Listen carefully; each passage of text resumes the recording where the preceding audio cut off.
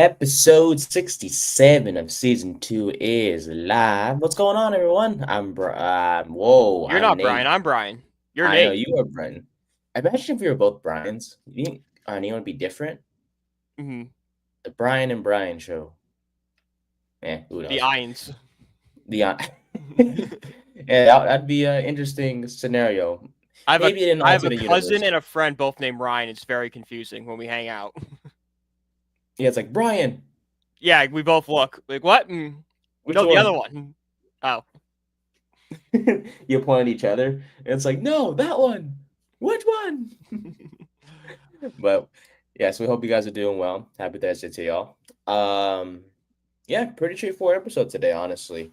Not much happened for our G-men since Tuesday.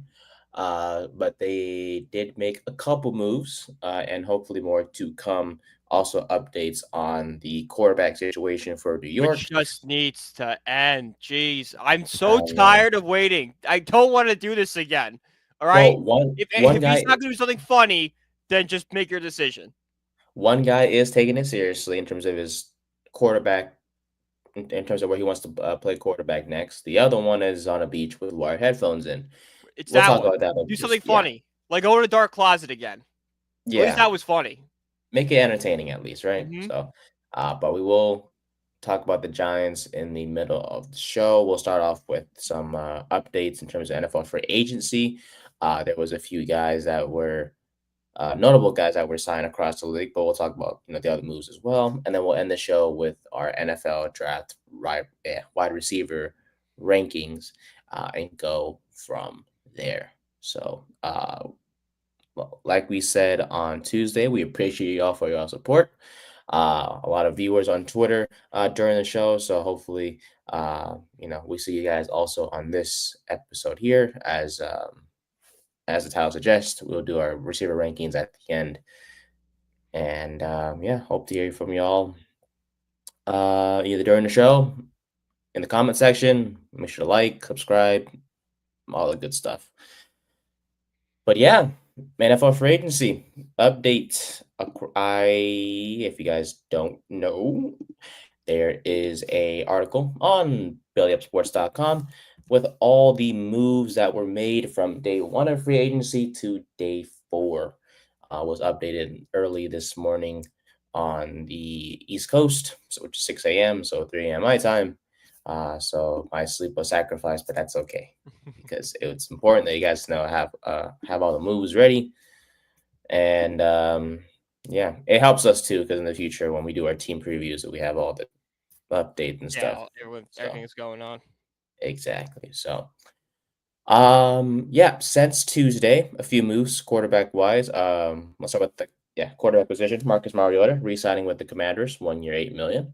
And Mac Jones, more notably, going to the San Francisco 49ers on a 2 year deal worth up to $11.5 million. And Darnold So 2.0. possibly. I heard that in 2021, when the Niners had their overall pick, they were choosing actually between Trey Lance and Mac Jones. As we all know, they went with the former uh, in um, in Lance. But Shanahan wanted Jones. It seemed Yes. like York wanted Lance and Shanahan wanted Jones, and York won that one. Or hmm Lynch, whatever. Wherever the Niners front office GM is, Yeah, John Lynch. exactly. So at the end of the day, they kind of get to experience the best of both worlds now. They had Lance before, they traded away to Dallas, but now they get to bring in Mac Jones, who'll be the backup behind Brock Purdy. Regardless of who plays quarterback, it's going to be a very, very interesting situation in San Francisco as they release a lot of people. So it's going to be different in terms of offensively in SF. Plus, defensively, they lost a lot of pieces. Yes, Fred Warner is still there, but we're talking about guys like, Greenlaw's gone, Hufanga's gone. A lot of people in that Niners defense are gone. So, Robert Sala, in his first season back with the Niners as a DC, has a lot of work to do. So, hmm something to monitor there. But good for SF to get their guy, Mac Jones. Mac Jones, good for him to get another opportunity to back up someone. Last year, as we know, he backed up Mr. Trevor Lawrence in Jacksonville. He started a few games. Don't forget when down the stretch, that stretch run. That is true. He did start a few games for, as I'm changing my mic now to this mic. So this whole time, I realized I was connected to my AirPods. So. Oh, okay. Yeah. Oops.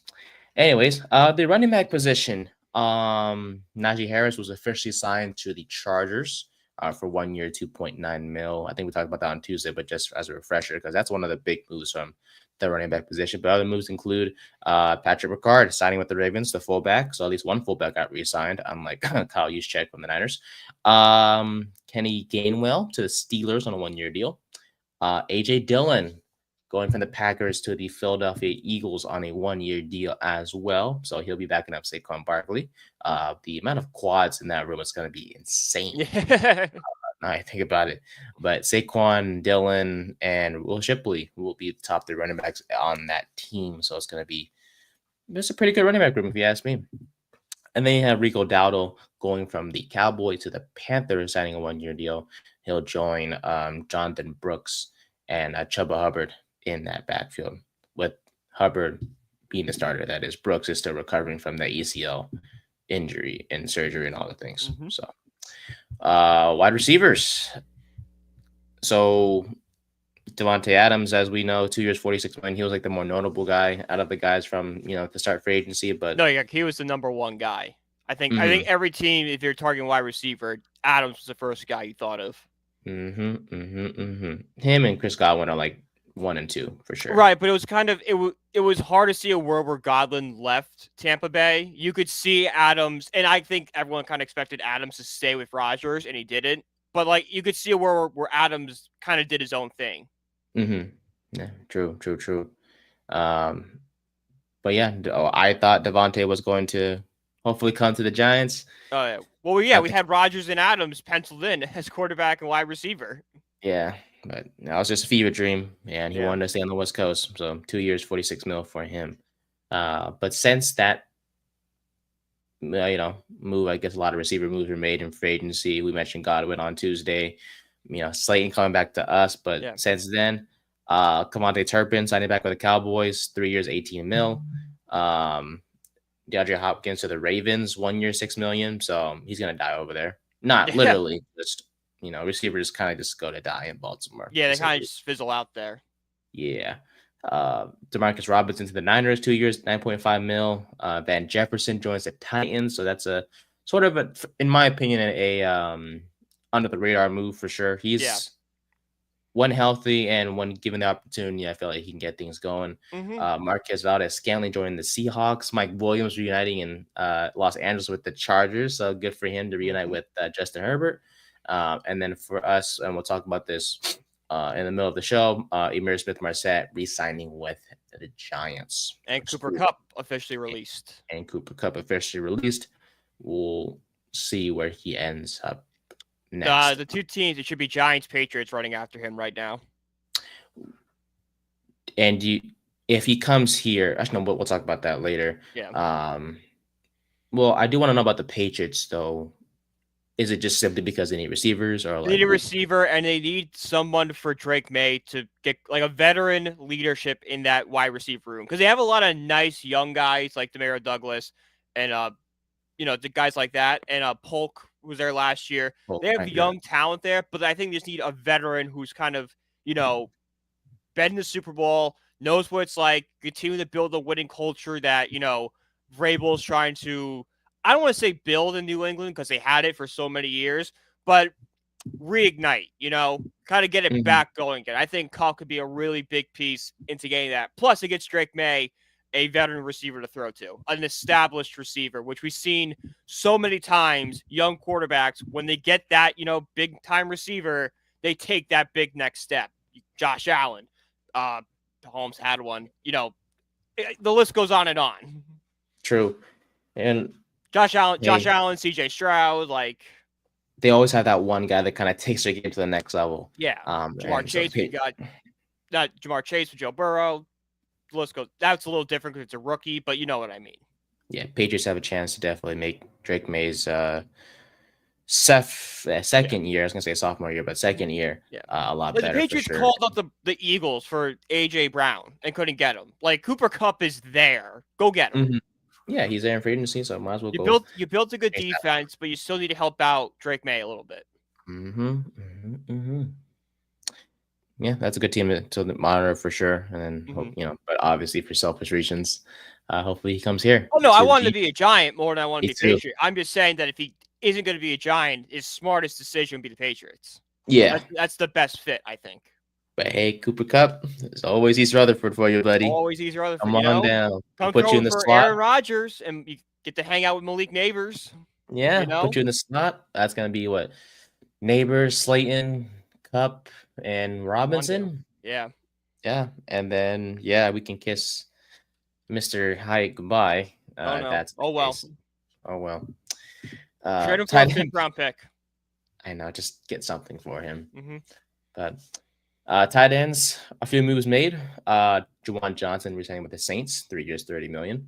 Robert Tonyan to the Chiefs and Evan Ingram to the Broncos. So the former Giant and Jaguar. The Jerry Reese draft class lives on. It survives. That was Jerry Reese's last 1st round pick was Evan Ingram, and he continues to live on. What's Jerry Reese doing now? Do we even know? I wonder. I think he's probably just chilling at home. Is he? I don't think he's in football. Nope. He is a former American football executive player and coach. Hall of Famer. This guy only worked for the Giants, got fired, and never did anything else. He's been just fat chilling. Nothing. No, he's doing nothing these days. How do you not do anything? Bro was a general manager for 10 years. He has 2 Super Bowl rings. How did he not do anything after that? Yeah, I think the only update from Wikipedia was fired in 2017 and then married with 2 kids. How did no one be like, can we just bring him in as like a special advisor? Just give him a title. Like, bro, resigns in New Jersey. Bro built 2 Super Bowl winners. I mean, and then I guess maybe 2017 was that bad to him. Like, geez, Louise, man. Like, I don't know. Like, look over the mistakes he made. Like, he's got 2 Super Bowl rings. He was a scout in like a pretty important position in building those rosters. Maybe give him a shot. I don't know. He was. I'll always thank him for what he did for us. Yeah, he was good. He was fine. And that 2017 probably should have been fired with Coughlin, but that's near here or there. Yeah. If you're gonna fire Coughlin, you had to fire Reese. Just clear house. Clear house. But no, we kept him for what, extra 2 years because he hired McAdoo. He signed everybody and we made the playoffs, and then the Eli stuff happened, and then they cleaned house. Yeah, there you go. So, oh well. All right. Offensive line. Yeah, Ryan Kelly to the Vikings. I would say Minnesota they're beefing up. They're smart. Build behind. They have a rookie quarterback that just tore his ACL. They're going to want to give him all the time in the world. Build up the trenches. Ryan Kelly, the center, 2 years, $18 million. Will Fries, the guard to the Vikings, 5 years, $88 million. Such a good deal. That was a good one. I would kill to have the Giants do that move. Man, I wish. Let's see. Ronnie Stanley to the Ravens, 3 years, $60 million. Kevin Zyler to the Titans. So honestly, someone I wanted the Giants to get to play right guard, but he was a Giant for years though. Yeah, he was part of the Beckham trade. I wanted him back though. Yeah, I could see that, but not the case. Josh Myers to the Jets, 1 year, $3.5 million. Laken Tomlinson to the Texans, 1 year, $4.25 million. So just a few offensive line moves there. Defense, Poona Ford to the Rams. Let's see, Chase Young to the Saints. No surprise there. No surprise there. Like he was saying that that's like the one place I saw people like Washington's going to bring him back. It's like, guys, no, he's not going back to Washington. Yeah. What's it called? Jonathan Allen to the Vikings, 3 years, $60 million. That's a good one. Leonard Floyd to the Falcons. Joey Bosa to the Bills. I thought he was going to go home play with his brother. There were reports he'd signed with the Niners early that day. Like I saw several, it's just a matter of time, but he's going to be a Niner. Then all of a sudden it switched to the Bills last second. Mm-hmm. Which shout out to the Bills. They've locked down their core, and now they're being really smart with their moves. they're putting together a team that's going to be consistent for the next 5 years, which, they've already been a pretty consistent team. Now it should get even more consistent. I guess Bosa wanted to just focus more on winning than playing with his brother. And honestly, I feel like, comparing Buffalo and SF, Buffalo's way. Yeah. If it was last year, maybe Bosa goes to San Francisco because they're still that Super Bowl contender.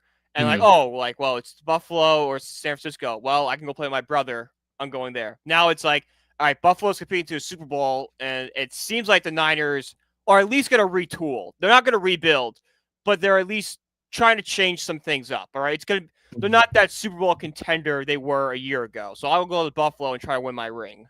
Yeah, and pretty good deal too. 1 year, 12.6 mil gives you a chance to kind of prove it. So you can stay healthy and be as productive as you were. 2020, 2021? Yeah, no, it's 2020 that he was like his last full healthy good season for him. So he was always like a weird guy because even when he got drafted by the Chargers, he had a lot of contract disputes with them. So I always felt like they were built on a shaky foundation. Like I think his mom even said, "I wish we had an Eli Manning situation with him." I don't. It was a long time ago, but I'm like pretty sure his mom said that, or someone in his family said that. Well, I was gonna say, wow, I lost my train of thought. I don't know. Maybe Nick Bosa? No, he just signed that extension with S. I was gonna say if he's unhappy there. I don't know, man. If I'm in SF, especially Bosa, I kind of want to leave. Yeah, I think everyone wants to leave. We'll see. Javon Hargrave, Vikings, 2 years, 30 million. DeMarcus Lawrence, 3 years, up to 42 million to the Seahawks. So he's finally out of the NFC East. Thank Lord. God. He terrorized the Giants for years. What are the Seahawks doing? What are they going to be next year? Because they have a decent defense, but they just have like no offense. I think what they're trying to do is like they're trying to seem like they're not rebuilding, but they truly are. I know offensively they're not going to be any. I think like no offense to Sam Darnold, he had a really good season, but he's not worth $100 million. If they win this year, it'll be because of their defense, in which Mike McDonald is a defensive minded coach first. But you still have to score. Like I just look at Seattle's offense. I'm like, where are these touchdowns coming from? I don't see it. It's gonna come from JSN, Walker, and Charbonnet. Because ain't no way I'm gonna be throwing dots to Marquez Valdez-Scantling and expect my offense to be good. I'm just saying. Last year, Marquez Valdez-Scantling had like 3 good games, and those games consisted each of like 3 catches for like 60 yards and 2 tutties. So he's literally a deep threat, and that's pretty much it. The Seahawks have like this like infatuation with Jets quarterbacks that sucked. Geno Smith, who they turned around. Like people don't remember how bad Geno Smith was for the Jets. He was the worst quarterback in the league one season. He was horrific for the Jets. He was. Credit to him. He's turned his career around and all this stuff. Like I have a friend that clowns me that like, oh, you were mad you started Geno Smith. Yeah, because he was coming off the Jets. He was terrible. He's revitalized his career with the Seahawks. But again, that was the Giants started in 2017, and he revitalized his career in 2022. Okay, that was 5 years. Well, you can do a lot of growing in 5 years. A lot of things can change. Sam Darnold. The next is Zach Wilson. If they do Zach Wilson, there's no fighting it anymore. I hope Wilson gets to he'll probably start a game or 2 in Miami because we know Tua is gonna go. And I hate to say it, but he's gonna get hurt. He's gonna get hurt again. So maybe Wilson's the next comeback story.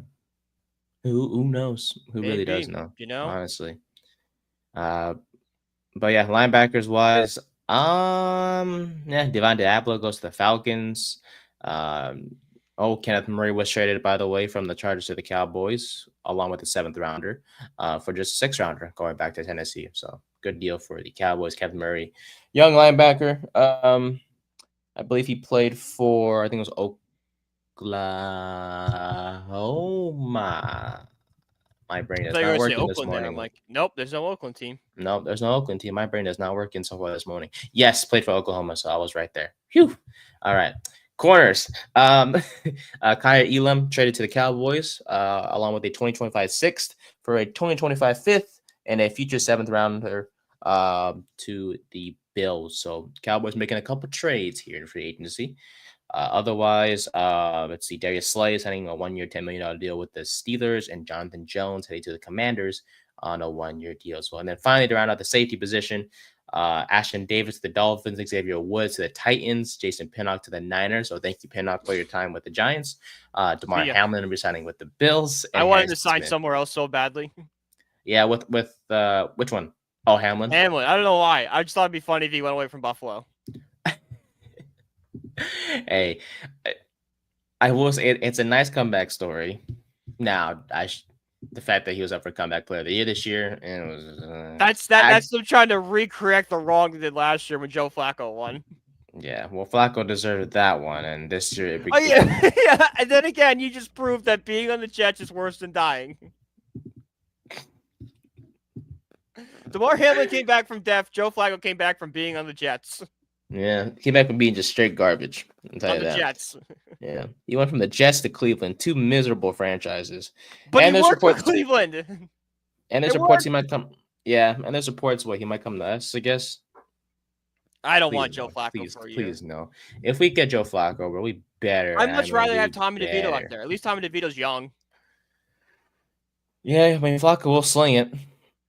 He'll sling it, but it's just like what? Like at least with Aaron Rodgers and Russell Wilson, like okay, these are like one-time top 5 quarterbacks in the league are going to go in the Super Bowl. Joe Flacco had one really good season. We won a Super Bowl, and then outside of that, it's not done much. Not done much at all. You know, like it seemed like he was the lock to be the starter in Baltimore for years, and even Baltimore's like, no, we're gonna get Lamar Jackson. It's gonna work out so much better for us.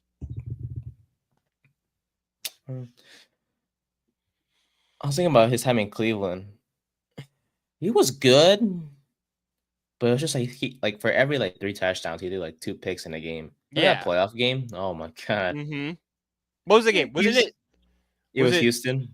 No. What was the game where Jarvis Landry had 200 yards? Was it Landry? Who was the Browns receiver with over 200 yards and Flacco was throwing to him? Oh, Judy. Oh, was it Judy? I think it was Judy. Right? It was Cooper. Maybe it was Cooper. Might have been Amari Cooper, actually. One or the other. One or the other, yeah. Yeah, because Flacco was giving the damn ball, and Watson, who could even throw for 200.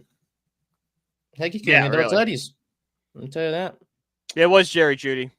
I figured. Lucky guess. Tell you, my brain, I'm telling you, it is not working this morning. Lack of sleep. So. It was Cooper. I was thinking of Cooper. Jeudy did it this year in the Denver game. Yes. Cooper did it against the Texans. Man, 265 yards. Jeudy really shut Steve Smith's mouth up. Remember that when Steve Smith was like, "Oh, Judy's just a guy." Well, not anymore. Nope. Meanwhile, Steve Smith is being caught in other content. Yeah, oh my God, Steve Smith! Come on, bro. What are you doing? Man. That just shows what a story that was. The cringiness, dude, of just seeing those messages. It's it shows that being a professional athlete can overcome cringe. Because if I was sending those messages to a girl, the girl blocked me. Yeah. It might report me. But she was. But she's like, ooh, NFL wide receiver. Ooh, and the husband was like, what do you have to say for yourself, Steve Smith? What do you have to say for yourself? Bro, how about you confront your wife first? That's what I'm saying, man. What are you mad at him for? I understand being mad at him. Come on. If you knew she was married, why'd you do it? But, most of your anger should be at your wife. Maybe she was like, it's a rough it should be 90% at your wife and 10% at Steve Smith. Because he's not innocent in all this. Mm-hmm. He knew what he was doing. Definitely not. But. So I do get some anger. But calling him out on Twitter is so funny. Freaky stuff, man. Freaky stuff. I tell you. Mm-hmm. But all right. It might be a quick show today because not really, like I said, not much free agents. Oh, Mason Rudolph to the Steelers. Everyone in the comments is commenting about Myles Garrett right now, and it's very funny. Under the Yes, when Myles Garrett tried to kill Mason Rudolph on the field. right. Just go on any Mason Rudolph report that he's at the Steelers and just read the comments. All of them are about the Myles Garrett incident. How about that? I bet. What a oh yeah, Kyle Juszczyk will visit with the Steelers. That's actually a good fit for him. A team that's gonna kind of be a run first team. Might get some, some fullback runs in there. I like that. Yeah, I would like that landing spot for him. Yeah. Oh, also KJ Osborne, the receiver, is re-signing with the Commanders. A quiet move there. Yeah, I like KJ Osborne. I kind of wanted the Giants to sign him last offseason. He's an underrated receiver. Yeah. He'll be like your number 3. He's a number 3 because he was number 3 in Minnesota, and he did pretty well. Mm-hmm. Let's see, and then what else? Saints signing center Will Clapp. Cool. The Saints are such a mess. I know, dude. We don't give the Saints enough crap because of Drew Brees. Drew Brees saved this. The Saints are one of the worst franchises in NFL history. They just had a really good run with Drew Brees there. After Brees, it was just disaster. Yeah. I mean, they had a good start with Jameis Winston, and he tore his ACL, and then they fell apart again. Mm-hmm. Taysom Hill is still there for some reason. He's like a 33, 34. I think he's like 35. I think he's a lot older. Yeah, he's an old gadget guy. He's the oldest gadget guy I ever met in my life or ever seen play. How are we going to remember Taysom Hill's career? How, when we look back in 15 years, how are we going to remember Taysom Hill? Just a guy. Just a guy? Just a dude? Just a what dude. Position did he play? I don't know. He was just a dude. He was just a football player. Just a guy. It's like, what do you mean just a guy? Yeah, he just played football. He just kind of did everything. Yeah, literally threw, ran, caught balls and all the things. But he was never dominant. You are electric. He was just never dominant. Yeah, he's just never dominant at one thing. He was just really a mix of everything. Yeah. But shout out Sean. I'm shocked Sean Payne hasn't tried to bring him to Denver yet because he loved him. Ooh. What's it called? Ingram and Hill at tight end? Yeah. That's the one spot because I don't think Taysom Hill works anywhere else besides New Orleans. Denver is the one spot he can because of Sean Payton. Yeah. Well, the Saints need all the weapons they can get. So it's good that he's staying over there. Mm-hmm. Someone else who's staying with their former team is Greg Van Roten, re-signing with the Giants on a 1-year deal. He started all 17 games for the Giants last year, was the only player actually on offense to take every single snap possible. Good for him. Played first 15 games at right guard and then played center for the final 2 weeks of the season because JMS got hurt. In 2024, though, he had a Pro Football Focus grade of 63.4, including a pass blocking grade of 64.9 and a run blocking grade of 62.3. Allowed 7 sacks last year. I ain't mad at it. Now, if he starts, but if he's a backup, cool. Yeah, I don't mind it. I like the signing. Even if he starts, I don't hate it. I definitely don't love it, but I can live with it if he's our weakest point on the offensive line. Because I think he could put on an average performance, and I don't think he's going to cost you games. Especially if we're trying to ease Evan Neal into a guard spot. If you're going to bring in just all right, our safety net is Greg Van Roten, I don't mind that. Mm-hmm. And he's a veteran guy, a lot of experience. Can show Neal the ropes at guard. Yes, being 35, that helps. You could get a captaincy. Maybe. I don't think he could. It depends on what he does in camp, but he's definitely in a running for one. If he plays well and he sees the projected starter, I think it's a possibility. Mm-hmm. But as the line stands right now, Thomas, Runyon, it's the same as last year, basically. There's no change. The guys the right tackles have changed. I think we're going to draft somebody. So where's Illuminar going to play? Oh, you think he'll be back up? I think Illuminar could be back up. Or he might start. I don't know. We'll have to see. If we sign someone free agents, we sign someone. Yeah. Sorry, it's just I don't understand this move at all, bro. Okay. Apparently we got another swing tackle. I have no clue. I think they're just trying to get as many guys back there. But this guy sucks. Maybe they're hoping they can turn him around. We're talking about Stone Forsythe, by the way, ladies and gentlemen. Yeah. The former Seattle Seahawk who started 8 games in 2023, 5 at right tackle, 3 at left tackle.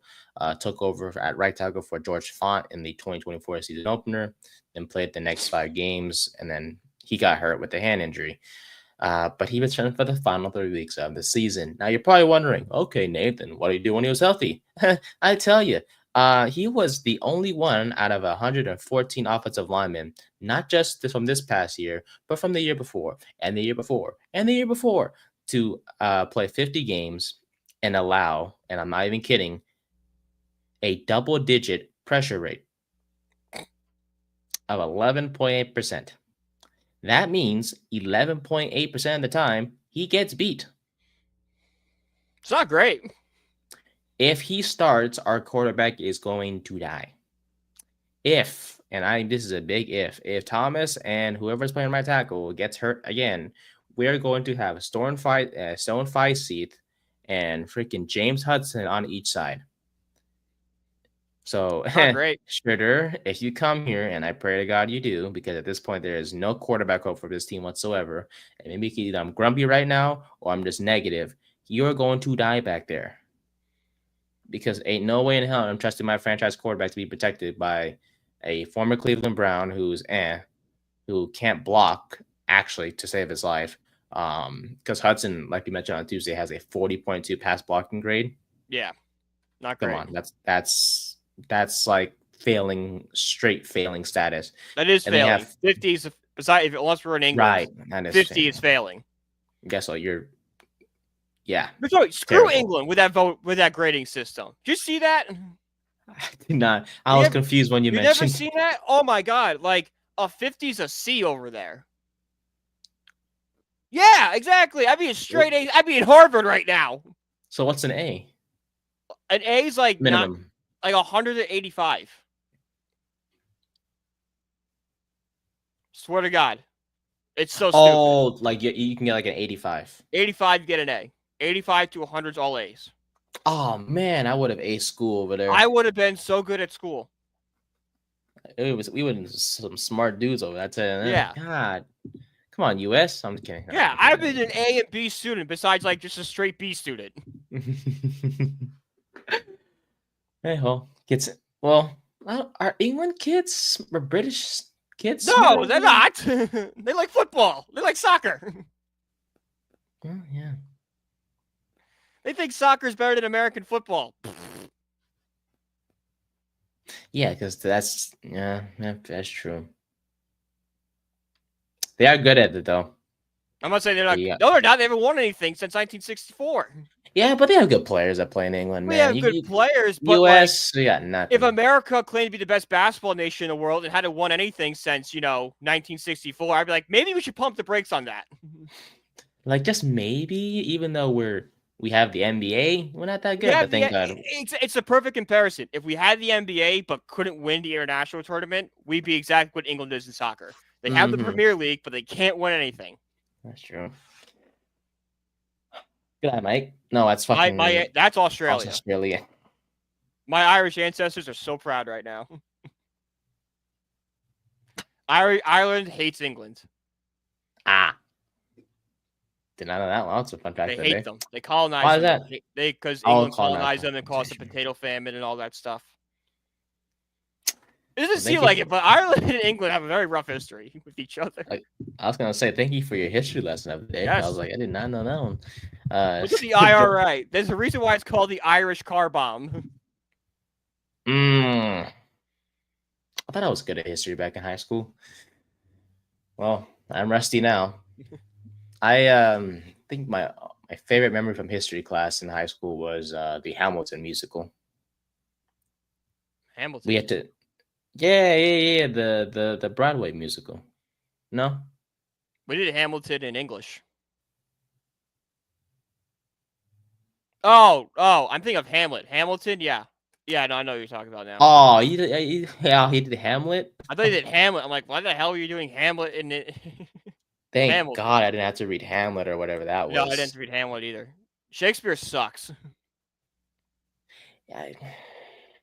Romeo and Juliet is not a good romance story. It's a 5-day relationship that ended with 6 people dying.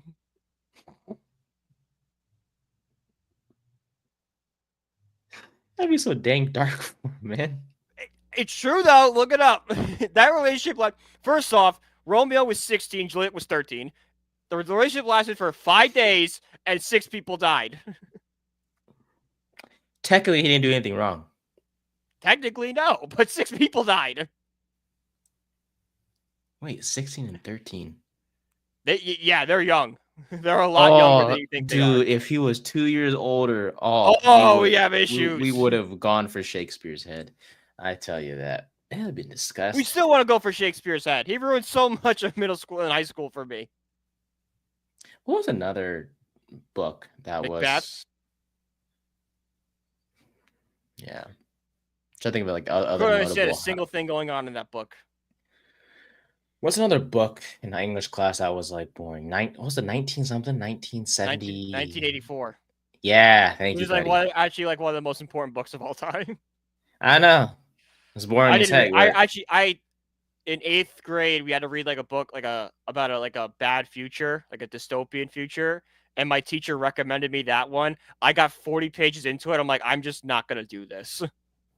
Was it Spark Notes? Where you're at? Yeah, I'm gonna read like this Mets history book and Spark Notes 84 and just see what happens. Here you go. Yeah, I got a lot of trouble in high school because I just did not want to read what the teacher assigned. Yeah, because reading whatever he assigned is boring as hell. I'm like, I'm reading. It's like, no, you're not reading books. I'm like, yeah, when I'm reading articles, that does a lot. That does a lot more than whatever this is than this book. I never had a true English class. When I think about it, I had an actual English teacher my first year of high school. Second year, the original one passed away. Oh, jeez. So we had like 7 subs throughout the year. I'm not even joking. Yeah, you're not doing anything at that point. Junior year, it was my. No. Oh, come on, Nate. You had. Oh my God.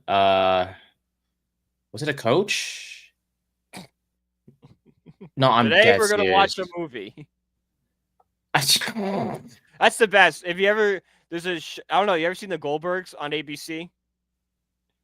It's about a family lives in the 80s, but there's an episode where like the gym teacher is like the math sub. And he goes, "All right, today we're gonna watch Cannonball Run 2." And then one of the kids goes, "How does that relate to math?" He goes like, 2 numbers, math.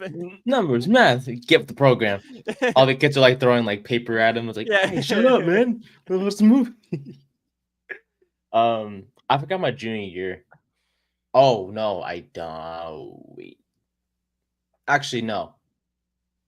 Okay, let's say I was a coach for time's sake. I know my senior year, it was my JV football coach, and he was actually cool as heck. That was the easiest class. Passed the class with flying colors, I tell you that. But yeah, my senior year was called Sports Lit. It was an English teacher, and all we did was watch 30 for 30s. Swear to God. Yep, swear to God. That's all we did. Watch 30 for 30s. You fail that class, you're an idiot. Yeah, pretty much. It's the only class I ever got 100. Oh yeah, I don't see why. This is super. I've seen this one already. I'm like, I don't see it where you can 100 it. I tell you that. Mm-hmm. But alrighty. Receivers for the draft, man. Like I said, quiet show today. Oh, we didn't do the Rodgers stuff.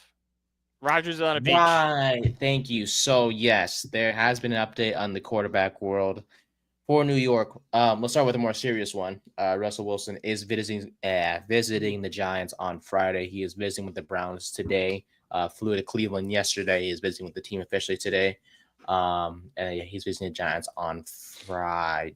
I think he's also visiting the Steelers. No, because that wouldn't make no sense whatsoever. Yeah, he knows the Steelers. But yes, so both the Giants and the Steelers are both, trying to see what they want to do at the quarterback position.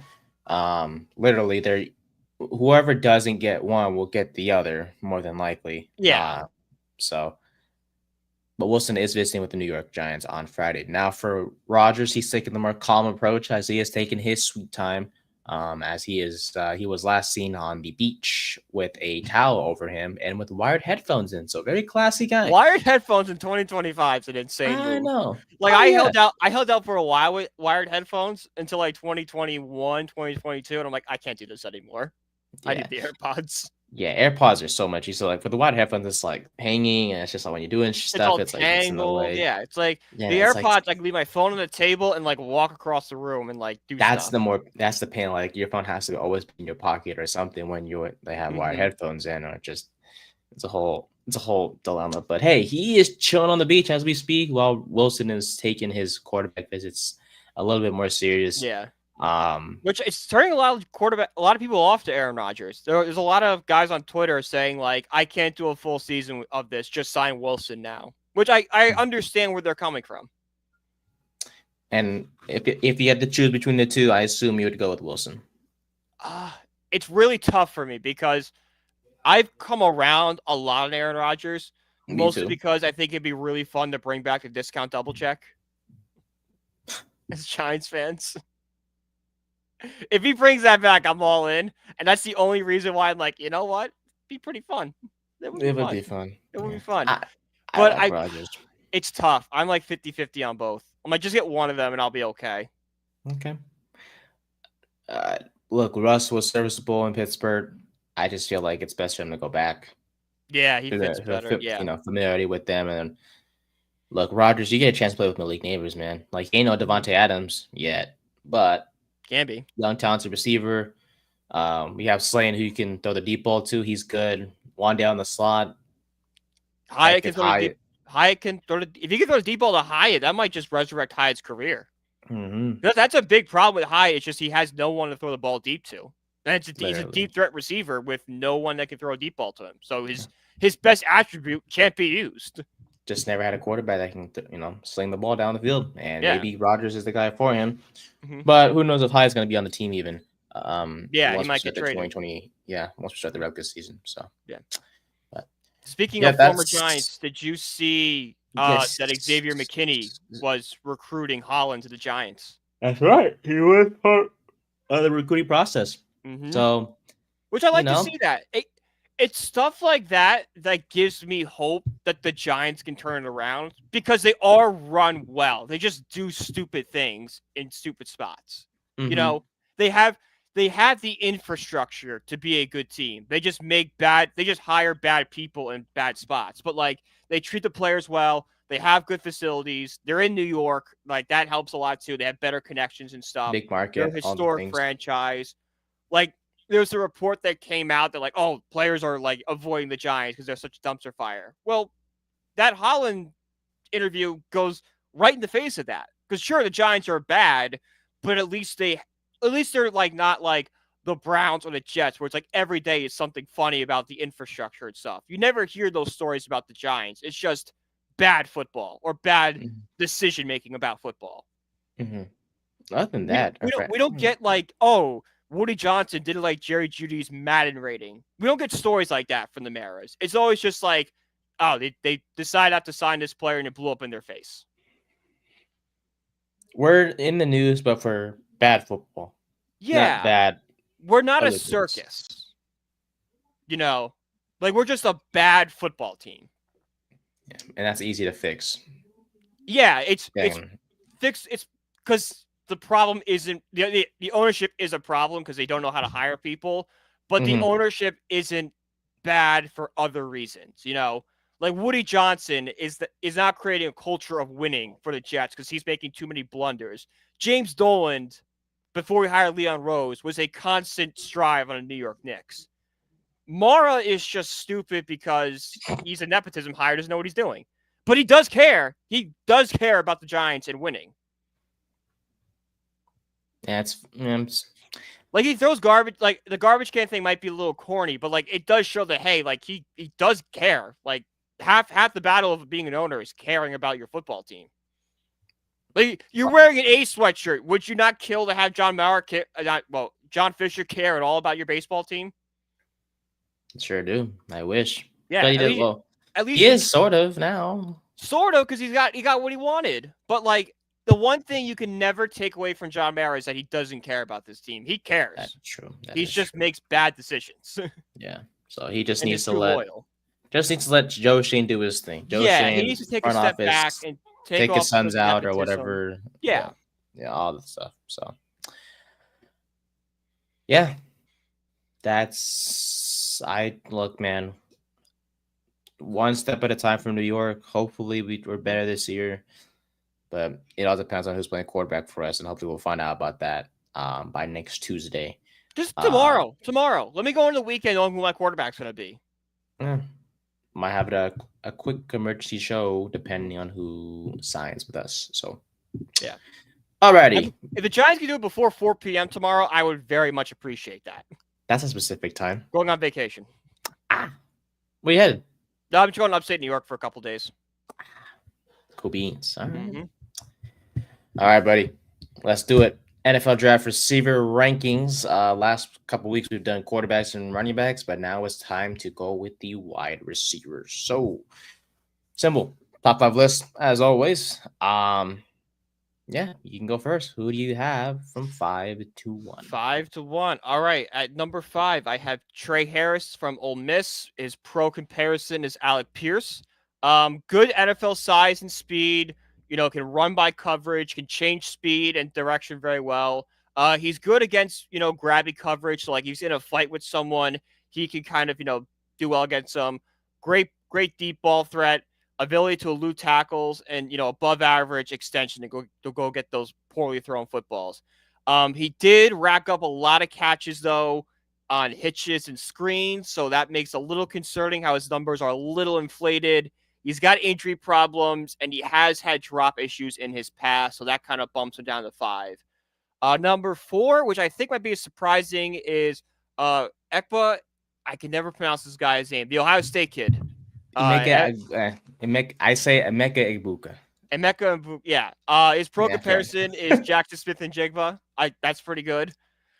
He's a good at tracking the ball, good at manipulating coverage and space, timing and tempos there. Great hands. Defenses have a hard time reading what he's going to do next. He's good near the boundaries and can stiff arm a tackler when he needs to. His speed is just kind of average. Struggles with the weights. Again, average quickness and separation. So, like, that's going to be hard when he's trying to get those windows and cornerbacks. That could be an issue. Could lead to a lot of contested balls, which we don't like to see. And when he's in physical coverage, he does struggle at times. So those are definitely some stuff to be concerned about, especially if he struggles with physical coverage and he can't, like, create the windows like he did in college. That's going to lead to a lot of poor play from him.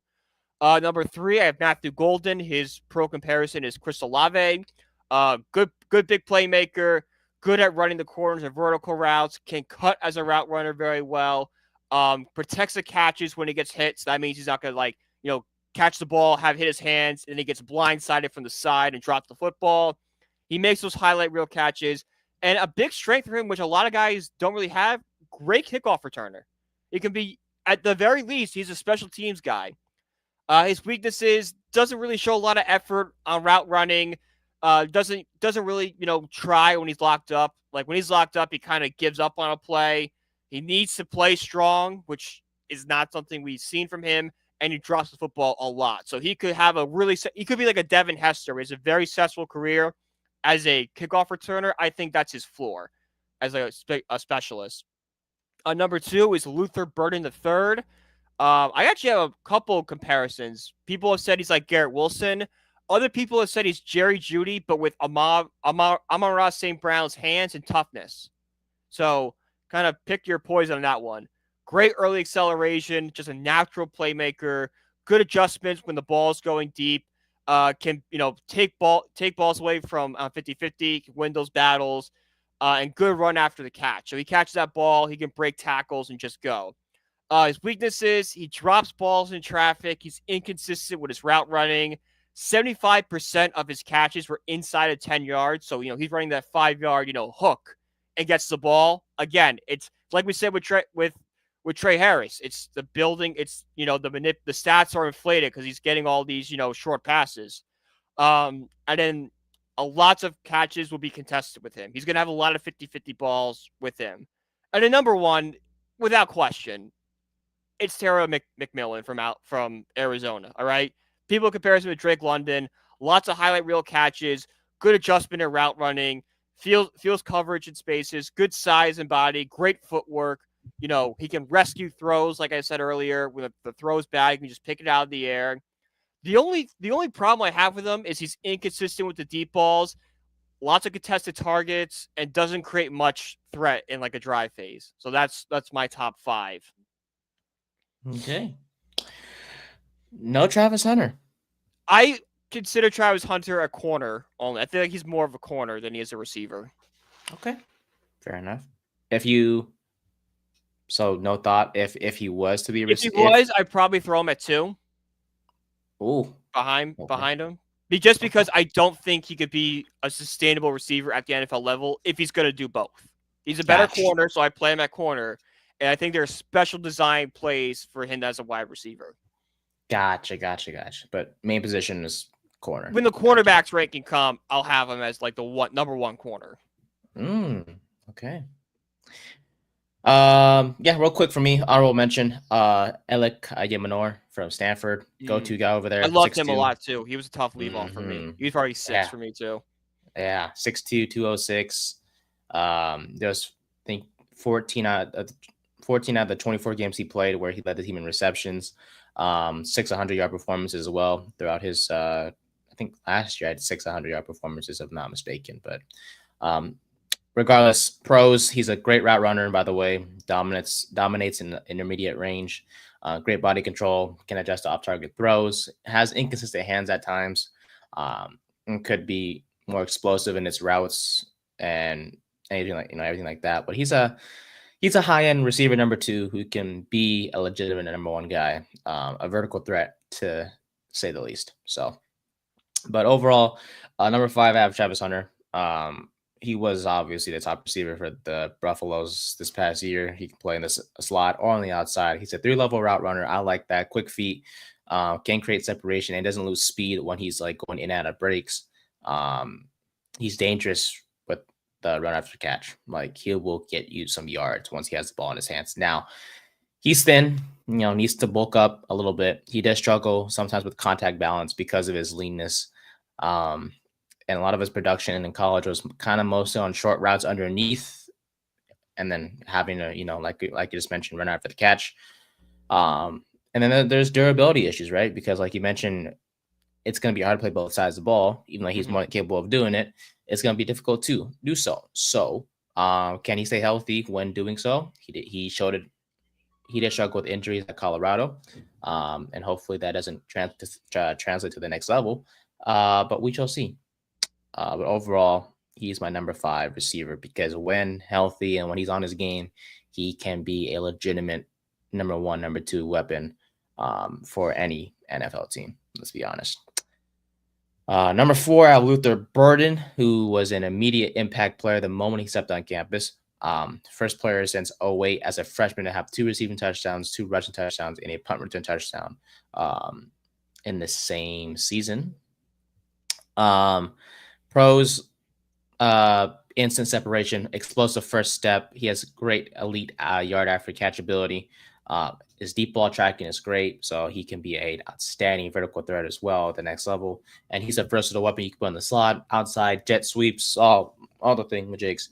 Now he does need refinement in his route running. There's some technical flaws there. He doesn't have top end. He has good top end speed, but that's not like elite speed.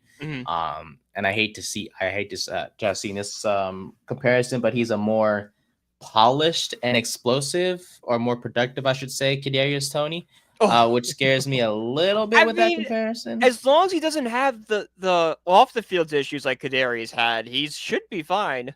Like Kadarius at Dallas game was very good, and when he was on the field, he was good. He just couldn't stay on the field, and then was a moron. A lot of off the field stuff with him. Yeah. But yeah, I mean, like he's my number 4 guy. There's nothing against him at all with the whole Toney situation. He just needs more refinement in his route tree.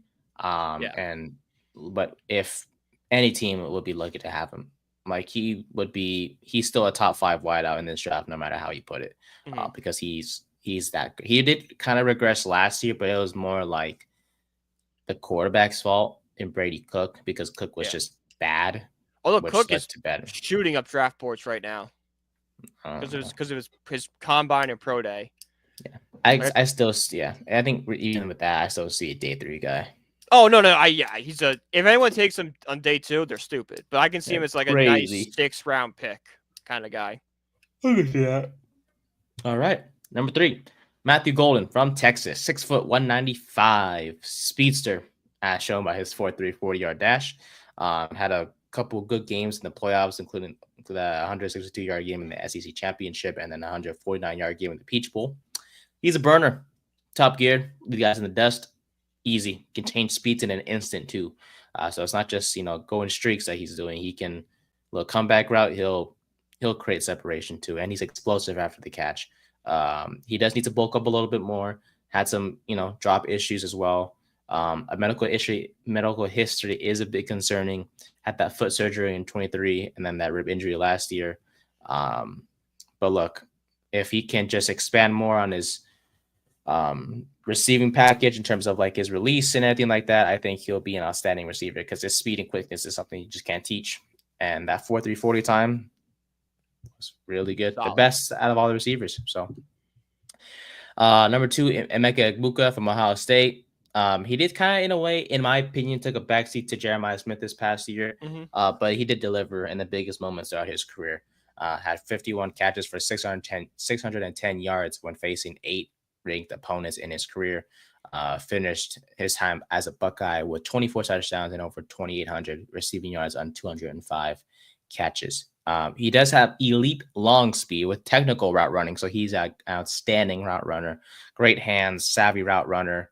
Can create separation with his footwork and everything like that. He does have track speed and is elite after the catch. Now, he does have some durability concerns. He does have average size.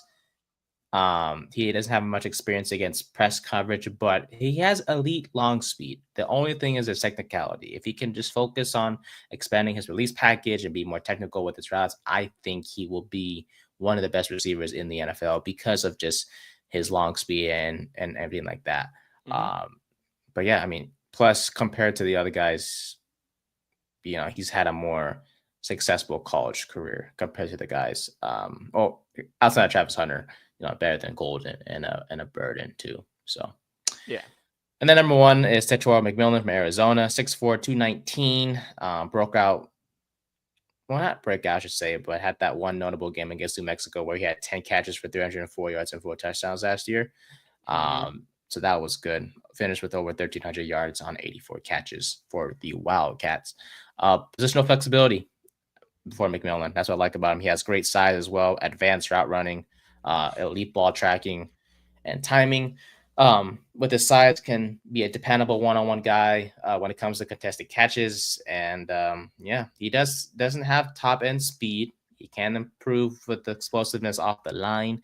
But he just has a rare combo of size, speed, route running, and he will move around to create mismatches for whoever, gets to draft him. So he is my number 1 guy in this draft for wide receivers. And that's your receiver rankings for 2025. So overall, that's all we got. I'm looking on Twitter right now to see if anything happened. Yeah, it's a quiet show today. I thought it was gonna be a little, maybe gonna have some quarterback news or something, but obviously with Wilson waiting on wait him to visit with the Browns and everything. So I think we'll get a lot more on Tuesday. That will be the show comes out tomorrow. We got that. Are you? I'll be buying it. Oh, at some point, I don't know if I'm gonna get it tomorrow, but at some point I'll be getting it. You have PlayStation, right? I have Xbox. I have PS4 and an Xbox Series X. Oh, so Game Pass. Yeah, I don't know if it's coming out on Game Pass or not. I've heard rumors. I believe it is. I think it is. I've heard rumors it might not be. If it is, I'm getting it because I have Game Pass. I got Game Pass for Call of Duty, so that must be nice. Yeah. That's PlayStation. People have to buy the game. Ugh. Yeah. I wasn't More getting money. PlayStation, but my sister won an Xbox Series X at her prom raffle 2 years before. And she was just using it to like watch Netflix and stuff. I'm like, can I buy college football? And she goes, yeah, sure. I'm not using it. I'm like, oh, cool. I'll buy it off you. Here, I'll buy you a TV instead. Mm-hmm. Honestly, damn, you just watch Netflix? That's a waste. Yeah. I mean, I'm glad it was free, but I was like, yeah. Well, she doesn't play video games. I get it. Yeah, I want a free Xbox on a raffle or a PlayStation. Dang. Well, anyways, yeah. Let's see. Next Tuesday we have AL and NL East. AL and NL. NL. Fun to talk about there. It's gonna suck because there's gonna be like the Giants quarterback news and then the AL and NL stuff. It's gonna be a 2-hour show. Yeah, again. we'll take it. It's Tuesday shows. I guess are always good. I guess it's beginning of the weekend, and then we have the bracket coming out. We got a lot going on Tuesday. Ooh, March Madness. We got to figure out a day to do the bracket. Oh, whenever selection. It's Selection Sunday because the tournaments are going on right now. Like that's so all. Selection Sunday that's all I'm doing the rest of the day. I'm going to watch college basketball all day. All day. It's already started. Did Cal make it to the next round? They were playing Stanford last night. I had the game on for a little bit, and I turned it off. We lost Stanford. Yeah. Dang. All right. Stanford versus Cal in the ACC, the Atlantic Championship, the Atlantic Coast Series. Sure. Cooper Flagg has gone down with an injury. Oh. He is being wheelchaired out of the game right now. Oh, there's a game right now. God. Yeah, game started like noon today. They don't stop till like 2 in the morning. It's amazing. If he's out, bro. He's in a wheelchair, and I'm watching the video right now. Oh, yep. Nope. Mm-mm. What? He went up for a rebound and came down on his leg bad. He's done. That might be a tournament misser, and that might cost him a first overall pick. Yeah, there goes Duke. There goes Duke, exactly. You think Flagg might go back? No, he won't go back, right? No, he might go back. I could see him going back. Depends on how bad the injury is and what it does to his draft stock. Like if his draft stock plummets, he'll go back to Duke for a year. I'm not sure I feel like he's a guy that always wanted to go back for another year. But he was the 1-1 this year. He was 1-1, like without question. Yeah. So the money talks. But they were like, I heard that he wanted to go back to college. This might push him to go back. This might be like, oh, I'm hurt. My draft stock isn't what it once was. I'll go back, dominate again, and then rebuild my stock to be 1-1 again. Yeah. So because it looks, I'm hoping for the best, but it looks bad, and he's being wheelchaired out. Not good signs. So prayers to him, man. Hopefully. Mm-hmm. Eesh. That's the best prospect in the college right there. Yeah. So big blow to Duke. Definitely. So, but yeah, once Selection Sunday passes, we'll figure out how to do our brackets. That's gonna be fun, definitely, to say the least. But otherwise, that will likely do it for today's show. Pretty quiet, but we did some NFL free agency updates for you. We talked about the Giants and their couple signings that they made past couple days, and then we did our NFL draft receiver rankings, and all these rankings will be on a graphic once we finish our previews and all the things. So next week are the tight ends. Sir. Yay. Can't think of any good tight ends in this draft, but I can. Harold Fanning.